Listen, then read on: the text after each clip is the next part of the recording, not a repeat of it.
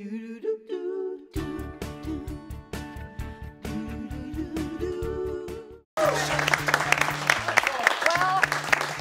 bought my first pressure cooker when I was 20. So you do the math. It was over 40 years ago, okay? All right. So I was so intimidated by it that I finally gave it away because I never used it. About a month ago, I finally bought one. I still haven't used it. And I thought, because I'm afraid of it, and I thought, who can I get to help me debunk the myth about the pressure cookers? I want to learn how to cook in it. It's half the time. It's wonderful for braising meats. I'm told that all the finest restaurants use this, but I'm afraid. And basically, Dan Kohler, I'm afraid of the lid exploding in my face. Now, and I found something on YouTube. Let me just share it with all of you. Please, let's look at it now. Oh, thank you.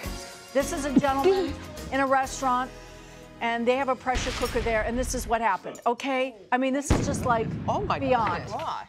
Okay, wow. Now, I don't know if that is like a restaurant-style one that went off, but I have heard of people using these in the home, and they actually explode. Why is this happening? Help me. Help me get rid of my fear. Okay, the first thing I want to say, though, for everyone at home is that, for the most part, really, the pressure cookers you've got, these are safe contraptions. It's all about understanding what's happening inside. So the thing that we saw in that restaurant, pressure cookers that sit on top of a stove can explode more easily because they don't have controlled heat. Both of the models we have right here are electric models, so they've got an automatic shutoff. They've got so many safety precautions built into them that you really don't have to be afraid of them anymore. That being said, older pressure cookers definitely can explode, especially if it's a stovetop variety that you need to keep an eye on. Ooh. Telling you to go. No, he's hiding. Oh, no. You're gonna be.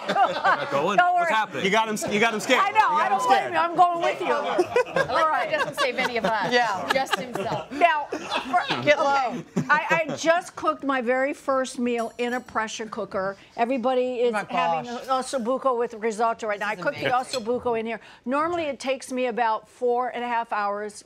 In my cookbook, it's 4.5 hours, but this only took 45 minutes. 45 minutes. That's all. That's as far as I got. And I haven't taken the lid off of this yet, so I'm going to do it for the first time on the air. Okay, explain to us the advantages now of the pressure cooker. So, I mean, the prime advantage is what you just said. This is going to cook things in not even half the time, maybe 1/3 of the time. So 45 minutes for osso bucco, which has a lot of connective tissue. It needs a lot of time to break down. And here's what's happening inside here. Okay. When we put water in here, we put any liquid, and we shut the lid, and it seals tightly, slowly that water comes to a boil, and when water boils, it turns to steam, right? Right. Well, when that steam has nowhere to go, which in a closed system it has nowhere to go, it starts to fight against the walls. It starts to fight against the roof, and as more steam is created, it actually builds pressure in there, and so that pressure is pushing outward the entire time, but it's also pressing down and through your food. So it cooks rice, you know, in 6 to 10 minutes because the steam is going through the grain as opposed to just surrounding it. Now, the other interesting thing that happens here with the pressure cooker, the liquid that's inside, as the pressure grows, as the steam is starting to bounce around, it's also pressing down on the remaining liquid, which means that it takes more energy for that liquid to continue to boil. So water normally boils at 212 degrees, but as the pressure increases, it needs even more energy to heat up, so it actually starts boiling at 250 degrees. That increased temperature also is one of the reasons that things cook in nearly 1/3 of the time. Now, you were talking about the safety features. This is, there's nothing in here, but there is something about the rim that you told us. I did not know, and I think everybody should know. There are a couple things you want to look out for. Most modern cookers right now, they've got multiple air release valves. So we've got right down here, this is a pressure-sensitive release valve. First, it pressurizes and closes when the steam starts to hit it because we actually want to keep pressure in there. Now, if the pressure gets too high, it compresses even more and releases that steam. So it's a safe zone. Now, the other thing you want to make sure this is what fascinates This is what's interesting. What is this? So this rubber gasket is actually, to me, this is the key to a pressure cooker. This is what seals the lid to the bottom here, and if you don't have this rubber gasket in place, steam would escape. So what you want to always check is that this thing is shiny, a little bit flexible, and not dry at all. If it starts to look chalky or dry, it can crack, and that's when steam escapes, and when steam escapes, we lead to explosions. So this is the sort of thing you want to clean, and you want to make sure there's no food debris in there every time you use it. Yeah, every time you use it, I just pull that out. Okay. Time of truth. I'm Time to cook. Okay. Now, what do I do? So I'm just going to put my hand over here. There's a release valve. Okay. Will you join me in this? Yeah, I will. We'll all right. Pretend you. You put a towel over it? Yeah, I'll put a towel over Whoa, here. what am I gonna get? Yeah, go in between there. We're going to slide forward a little bit. Oh, look at that. There we go. Grant, We're just releasing some of that steam.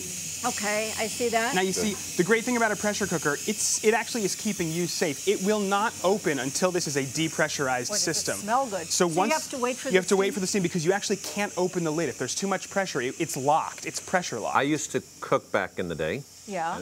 But back in the Midwest, we would roast chicken. Same thing, but it was pressurized grease, which that'll unnerve you. There you go. But the chicken was amazingly juicy. It's so and tender. cooked like that.